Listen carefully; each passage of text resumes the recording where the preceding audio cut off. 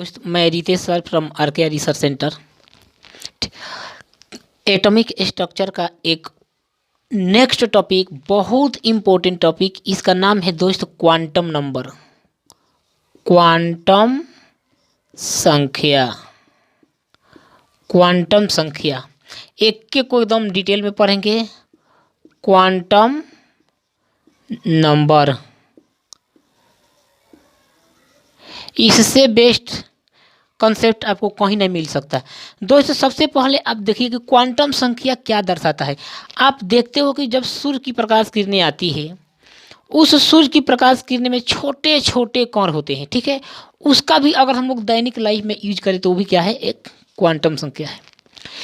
या क्वांटम संख्या बतलाता क्या है, जब कोई इलेक्ट्रॉन किसी परमाणु के नाभि के चारों तरफ चक्कर लगाता है तो क्वांटम संख्या कक्षा की किस कक्षा में इलेक्ट्रॉन चक्कर लगा रहा है उसकी संख्या को बतलाएगा। क्वांटम संख्या उस कक्षा में चक्कर लगा रहे इलेक्ट्रॉन की संख्या को बताएगा। क्वांटम संख्या उस कक्षा में चक्कर लगा रहे इलेक्ट्रॉन के कोणीय संवेग को बताएगा, उसके स्पीड को बताएगा, उनके रेडियस को बताएगा।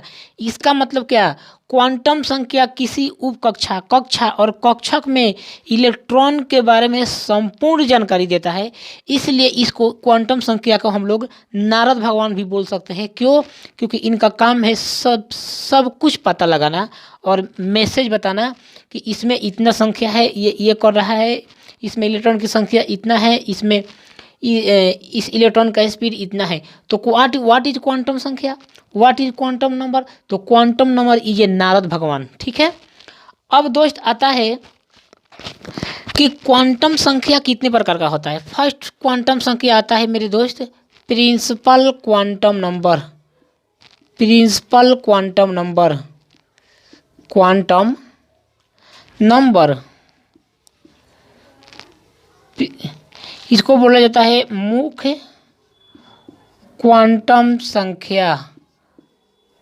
क्वांटम संख्या, तो दोस्तों मुख्य क्वांटम संख्या क्या है? ऐसा क्वांटम संख्या जो केवल और केवल कक्षा के बारे में जानकारी दे रहा है, कक्षा के में चक्कर लगा रहे इलेक्ट्रॉन की संख्या को बताता है, कक्षा में चक्कर लगा रहे इलेक्ट्रॉन के कोणीय संवेग को बताता है। यानी MVR बराबर NH/2 यहाँ n क्या बतला रहा है कि इलेक्ट्रॉन किस कक्षा में चक्कर लगा रहा है। इलेक्ट्रॉन जैसे कक्षा इस प्रकार से, ये पहला कक्षा, दूसरा, तीसरा, चौथा, पांचवा, छठा और ये सातवां। अब देख लीजिए दोस्त, इलेक्ट्रॉन अगर इसमें चक्कर लगा रहा है तो n बराबर 1, इलेक्ट्रॉन अगर इस कक्षा में चक्कर लगा रहा है n बराबर 2, इस कक्षा में चक्कर लगाएगा n बराबर 3। आप जानते हो कि कक्षाओं की संख्या बढ़ने से एनर्जी क्या होता है, बढ़ता है। कहने का मतलब कि जैसे जैसे कक्षाओं की संख्या बढ़ेगा एनर्जी क्या होगा, बढ़ेगा। और कक्षाओं की संख्या बढ़ने से एनर्जी बढ़ेगा, जिसके कारण उस परमाणु का अस्थायित्व क्या होगा मेरे दोस्त, अस्थायित्व घटेगा। मोर एनर्जी लेस स्टेबल, ठीक है, अस्थायित्व घटेगा, यानी उसका अस्थायित्व क्या होगा, धीरे धीरे कम होते जाएगा। दूसरी बात, मुख्य क्वांटम संख्या केवल इलेक्ट्रॉन के चक्रण के बारे में बताता है। किसका? केवल ऑर्बिट का, कक्षा के बारे में बताता है। ये उप कक्षा और कक्षा के बारे में नहीं बताता। यानी n का प्रत्येक मान केवल और केवल कक्षा को बतलाता है। यानी दोस्त इसका कुछ आवश्यक शर्त है कि n can not be zero, n can not be negative, ठीक है, n can not be fraction. ये मुख्य क्वांटम संख्या का क्या है, कुछ करेक्टर है जिनको आपको याद रखना पड़ेगा। क्यों? क्योंकि अगर यहाँ पर n का मान, अगर मैं मान लो कि कक्षा की संख्या कभी हाफ हो सकता है क्या? नहीं हो सकता। कक्षाओं की संख्या जो भी होगी एक इंटीजर के रूप में आएगी। इलेक्ट्रॉन की जो संख्या होगी हमेशा इंटीजर के रूप में आएगी। उसमें चक्कर लगा रहे इलेक्ट्रॉन की संख्या जो होगी हमेशा इंटीजर के रूप में आएगी, बशर्ते उसका स्पीड जो भी हो का, ठीक है। चलिए दूसरा क्वांटम नंबर है मेरे दोस्त, दूसरा क्वांटम नंबर है मेरे दोस्त azimuthal quantum number. Azimuthal quantum number. तो एजीमोथल क्वांटम नंबर को किसने प्रतिपादित किया? समरफील्ड ने। तो एजीमोथल क्वांटम नंबर दोस्त क्या है कि ऐसा क्वांटम नंबर जो किसी उप कक्षा में चक्कर लगा रहा है कोणीय संवेग को बतलाता है।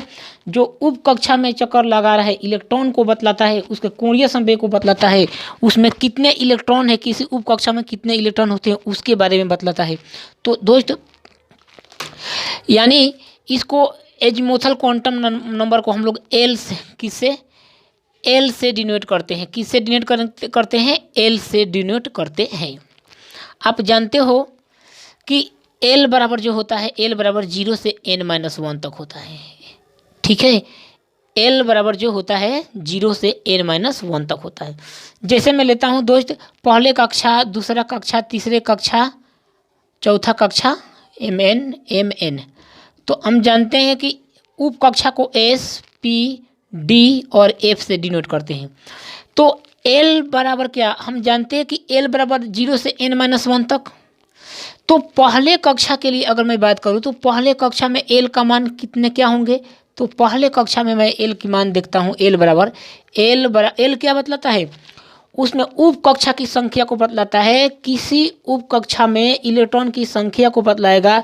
एल क्या है? उप कक्षा की संख्या को बतलाएगा, उसमें इलेक्ट्रॉन की संख्या को बतलाएगा। तो एल बराबर 0 से n-1 तक। तो मैं पहले कक्षा की बात करूं, मैं पहले कक्षा की बात करूं तो 0 n-1 तक, यानी 0 n-1 यानी 1 1 0, यानी एजीमोथल क्वांटम नंबर में पहले कक्षा एस उप कक्षा में एल का मान क्या आएगा मेरे भाई? 0 आएगा। अगर मैं उसकी बात करूं दूसरे कक्षा की तो 0 से n-1, 0 से लेकर 1 आएगा। 0 क्या आ जाएगा? -1, 0, 0 और 1। अब क्या 0 से n-1 तक 2-1। तो मेरे दोस्त इसमें एल का मान क्या आ जाएगा? 2 आ जाएगा। केवल एल बराबर कितना मेरा वैल्यू आ गया मेरे दोस्त? 0 और 1। यानी इसमें एल का मान कितना आ जाएगा मेरे भाई? इसमें एल का मान क्या आया? 0 से लेकर 1 तक ही आया, यानी 2-1, 0 से 1, यानी पी में एल का मान जो मेरा आएगा मेरे भाई क्या आएगा? 1 आएगा। इसी प्रकार से मैं डी में एल की मैं बात करूं तो एल की क्या आ जाएगा? 0 से n-1 तक 3-1, 2, 0, 1, 2 क्या आएगा? केवल और केवल 2। इसमें क्या आ जाएगा? 3 आ जाएगा। समझ गए क्या? अब मैं बात करूं किसी उप कक्षा में इलेक्ट्रॉन की संख्या। आप जानते हो कि किसी उप कक्षा में इलेक्ट्रॉन की संख्या आप जानते हो मेरे दोस्त कि s, p, d, f। उप कक्षा में इलेक्ट्रॉन इसमें 2 होते हैं तो इसमें 6 होते हैं, तो इसमें 10 होते हैं, तो इसमें 14 होते हैं। ये आता कहाँ से है? तो किसी उप एजीमोथल क्वांटम संख्या बतलाता है किसी उप कक्षा में इलेक्ट्रॉन की जो संख्या होती है, इलेक्ट्रॉन की जो संख्या होती है वो क्या होती है? 2 × 12 + 1। यानी एल क्या है? एल क्या है? क्वांटम संख्या को दर्शाता है एल। यानी हम जानते हैं कि मैं एस की बात करता हूं तो एस में एल का मान क्या होता है? 2 × 0 + 1 यानी 2। पहले उप कक्षा में 2 इलेक्ट्रॉन आ गए। दूसरे उप कक्षा की मैं बात करूं तो 2 × 2l + 1 यानी 2 × दूसरे उप कक्षा में एल का मान कितना होता है? 1। 2 × 1 + 1 3 दूनी कितना आ गया मेरे दोस्त? 6 आ गया। तीसरे की मैं बात करता हूँ तो 2 × 2l + 1। तीसरे उप कक्षा में डी में एल का मान कितना होता है? 2। तो 2 × 2 दूनी के 4, 1 5, 5 दूनी के 10, 5 दूनी के 10 इलेक्ट्रॉन होते हैं। समझ गए क्या? नेक्स्ट अगर मैं बात करूं किसी उप कक्षा में जब कोई इलेक्ट्रॉन चक्कर लगा रहा होता है तो उसका कोणीय संवेग क्या होता है? ये एक इम्पोर्टेंट कॉन्सेप्ट बन जाता है। जैसे हम लोग जानते हैं जब कोई इलेक्ट्रॉन किसी नाभि के चारों तरफ किसी वृत्ताकार कक्षा में चक्कर लगाता है तो MVR जो होता है मेरे भाई वो NH/2π होता है या नहीं होता है? तो n क्या है? कक्षा की संख्या को बतलाता है। ठीक है, तो यहाँ पर क्या होगा दोस्त? जब कोई इलेक्ट्रॉन किसी उप कक्षा में चक्कर लगाएगा, जैसे कक्षा को बांट दीजिए तो क्या बन जाएगा? उप कक्षा बन जाएगा। तो उसमें चक्कर लगाएगा तो उसका कोणीय संवेग MVR जो होगा मेरे भाई √टंडन L × L + 1 × H/2π हो जाएगा। √टंडन L into L plus one into H by two pi, जहाँ एच क्या होगा मेरे दोस्त, एच क्या होगा, बाहर रहेगा। तो कहने का मतलब एच बटा टू पाई ये तो सेम रहेगा। तो इस केस में मुझे क्या जानकारी मिल गया इक्वेशन नंबर 1 और इक्वेशन नंबर 2 से, कि जो एन होगा यहाँ पर मेरे दोस्त root under L into L plus one के इक्वल कहलाएगा, इक्वल होगा। समझ गए क्या?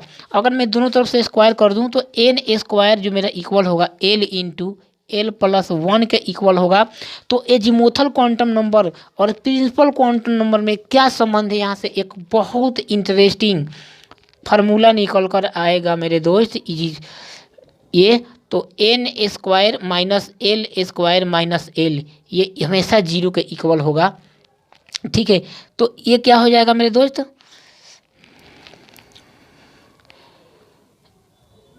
ये मेरा एक प्रकार का इक्वेशन बन जाता है। ठीक है, अब इसके बाद हम लोग पढ़ेंगे मैग्नेटिक क्वांटम नंबर, जो कि अगले वीडियो में पढ़ने के लिए आपको मिलेगा।